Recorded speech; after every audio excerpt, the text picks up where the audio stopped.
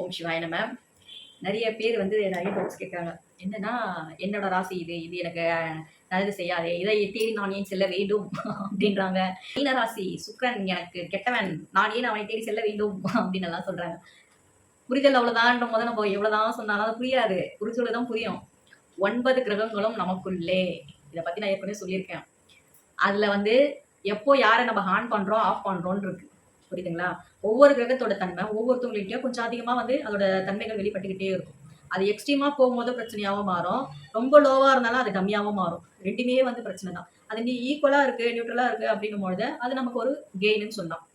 சரிங்களா? ஸோ உங்களுக்கு ரொம்ப ஷார்ட் அண்ட் ஸ்வீட்டா சொல்லணும்னா, நீங்க ஒரு இடத்துக்கு போறீங்க. ஏய் யோகார் யோகார் நான் வச்சுதான் சட்டம். நான் சொல்றதான் கேட்கணும். அப்ப அந்த இடத்துல வந்து இருக்கிறது என்னன்னா, அதிகாரம் அதிகாரம் அதிகாரத்தின் தலைவன் சூரியன். நீங்க ஒரு அதிகாரம் மிக்க ஒரு போஸ்டிங்ல இருக்கீங்கன்னா சூரியன் உங்களுக்கு பலமா இருக்கு. அவர் ஆன் போட்டு வந்துட்டாருன்னு அர்த்தம். போற இடத்துல எல்லாம் இப்படியே தலை விழுந்துட்டே இருந்துட்டு சொல்றதெல்லாம் வந்து கை கட்டிட்டே கேட்டீங்கன்னா சூரியன் வந்து ஆஃப் மோட்ல இருக்கிறாருன்னு அர்த்தம். ஒண்ணு இடத்துல வந்து நீங்க போறீங்க. அந்த இடத்துல வந்து ஸ்பாட்ல வந்து ஒரு சில விஷயங்கள் வந்து நடக்குது. சடனா வந்து உங்களுக்குள்ள இருக்கிற அண்ணி வெளிப்பட்டாரு அப்படின்னா செவ்வாய் வந்து ஆன் போட் ஆயிட்டாருன்னு அர்த்தம். ஏன்னா ஒரு விஷயத்த குயிக்கா ஒருத்தர் தட்டி கேட்கறோம்னா செவ்வாய் பலம் இருந்தாதான் அது வந்து நடக்கும். செவ்வாய் வந்து பலமா இல்லை டம்மி ஆயிடுச்சுன்னா நமக்கு என்ன இந்த ஊர் வம்பு அப்படின்ட்டு போயிடும். செவ்வாய் வந்து ஆன் மோடுக்கு வருதுன்னா ஷார்ப்பா ஒரு இடத்துல வந்து அந்த வேகத்தை கொடுத்து தட்டி கேட்க வச்சிடும். அப்போ செவ்வாய் வந்து ஆன் அப்படின்னு ஆன் ஆயிட்டேன்னு அர்த்தம். அப்படி பிளான் போடுறீங்க. நீங்க சொல்ற பிளான் எல்லாம் வந்து அப்படியே யோசிச்சுனே இருக்கிறீங்க. யோசிச்சுனேட்டு ஒரு பிளானை போடுறீங்க. டக்குன்னு உங்களுக்கு புதன் ஆன் மோடு வந்துருவாருன்னு அர்த்தம். ஒருத்தர்கிட்ட ஒரு விஷயத்த வந்து நான் ஸ்டப்பா பேசிக்கிட்டே இருக்கீங்க. புதன் ஆன் மோட்ல இருக்கிறாருன்னு அர்த்தம். அதே வந்து பேசாம சைலண்டா இருக்கீங்க. புதன் ஆஃப் மோட்ல இருக்கிறாருன்னு அர்த்தம். புரியுதுங்களா? ஸோ பிளானே போட தெரியல. நீங்க போறதெல்லாம் சொதப்பலா இருக்கு. புதன் ஆஃப் மோடு. அதான் புதன் வந்து பாதிக்கப்பட்டிருக்காருன்னா ஒரு ஆஃப் மோட்ல இருக்காருன்னு அர்த்தம். ஒருத்தவங்களுக்கு கைடன்ஸ் கொடுத்துட்டே இருக்கீங்கன்னா குரு ஆன் மோட்ல இருக்காருன்னு அர்த்தம். இல்ல அடுத்தவங்க நீங்க வந்து உங்க பேச்சு வந்து அந்த இடத்துல ஈடுபடல அப்படின்னா குரு ஆஃப் மோட் வந்துட்டாருன்னு அர்த்தம். நல்லா இருக்கிற நீங்க திடீர்னு அப்படியே ரொம்பவா மாறிட்டீங்க அப்படின்னா சுக்கிரன் ஆன் மோட் ஆயிட்டாருன்னு அர்த்தம். இல்லாம ஒரு எந்த ஒரு ஃபீலிங்ஸும் இல்லாம இருந்தீங்கன்னா சுக்கிரன் வந்து உங்களுக்கு ஆஃப் மோட்ல இருக்காருன்னு அர்த்தம். சதா சர்வகாலமும் வேலை தொழில் சோஷியல் ஒர்க்குன்னு சுத்திக்கிட்டே இருந்தீங்கன்னா சனி ஆன் மோட்ல இருக்காருன்னு அர்த்தம். அதுக்கு அப்படியே நெகட்டிவான விஷயம் செஞ்சீங்கன்னா சனி ஆஃப் மோட் வந்துட்டாருன்னு அர்த்தம். ராகு நம்மளும் இந்த ஆராய்ச்சி பண்ணிட்டே இருக்கீங்கன்னா கண்டிப்பா நீங்க ஆன் மோட்ல தான் இருப்பீங்கன்னு அர்த்தம். தொடர்ந்துக்கெல்லாம் ஆராய்ச்சி ஃபிளைட்டை பிடிச்சி சிங்கப்பூர் போவோம், துபாய் போவோம், அப்படியே யூஎஸ் போயிட்டு ரஷ்யா போயிட்டு ஒரு ரவுண்ட் அடிச்சுட்டு அப்புறம் ரவுண்ட் பண்ணி இங்கே வந்துடும்.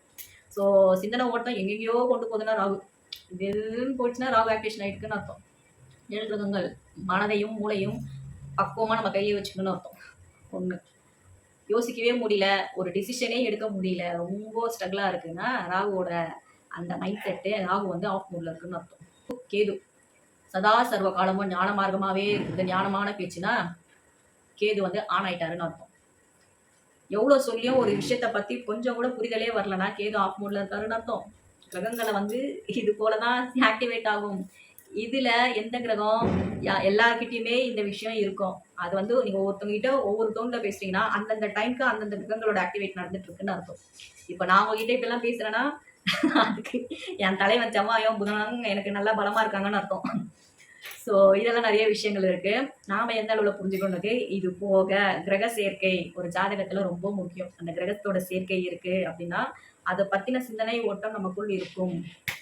இதுதான் கிரகங்களோட சேர்க்கை நாம எப்படி சிந்திக்கிறோம் அப்படின்றத பத்தி சொல்லும். அது எந்த வழியில சிந்திக்கிறோம், எப்படி செயல்படுத்த போறோம்ன்றது நட்சத்திர பாதம் சொல்லும். இதெல்லாம் நிறைய இருக்கு மக்களே. ஸோ அதை பத்தின புரிதல் எல்லாம் அடுத்து வரக்கூடிய பதிவுகளெல்லாம் கட்டாயம் நான் உங்களுக்கு சொல்லுவேன். இதெல்லாம் தெரிஞ்சுக்கோங்க. நான் இந்த ராசியில பிறந்துட்டேன் அதை வந்து நீங்க வந்து நெகட்டிவாவே பார்க்காதீங்க. யாருதான் பிரச்சனை இல்லை, யாருதான் கஷ்டம் இல்லை, எல்லாமே எல்லாருக்கும் உண்டு. அதை எப்படி கையாளுறாங்கன்றதுல இருக்கு ஜோதிடம். சரிங்களா? ஸோ நிறைய விஷயங்கள் நாம புரிந்து கொள்ளும் விதத்தில் தான் இருக்கிறது. 9 கிரகமும் ஒரு நாளைக்கு உங்களை ஆக்டிவேட் பண்ணிக்கிட்டே தான் இருக்கும். ஆனா உங்களை பொறுத்த வரைக்கும் நான் இந்த ராசியில பிறந்தேன் அதனால எனக்கு இதுதான் நடக்குது கிடையாது. இந்த ராசியில பிறந்தாலும் ஒரு நாளைக்கு 9 கிரகத்தோட ஆக்டிவேஷன் உங்களுக்குள்ள நடக்கும். அதை பத்தி ஒரு சின்ன ஹிண்ட் தான் இப்ப நான் சொன்னது. வருங்காலத்துல அதை பத்தின ஒரு விரிவாக்கமே நான் உங்களுக்கு கொடுக்குறேன். ஸோ நிறைய விஷயங்கள் இருக்கு. புரிந்து கொள்ளும் விதத்திலும் இருக்கு. இந்த போஸ்ட் உங்களுக்கு ஒரு யூஸ்ஃபுல்லா இருக்கும்னு நினைக்கிறேன். பயனுள்ள பதிவுகளை 4 பேருக்கு ஷேர் பண்ணுங்க. நன்றி, வணக்கம், வாழ்க நலம், ஓம் சிவாய நம.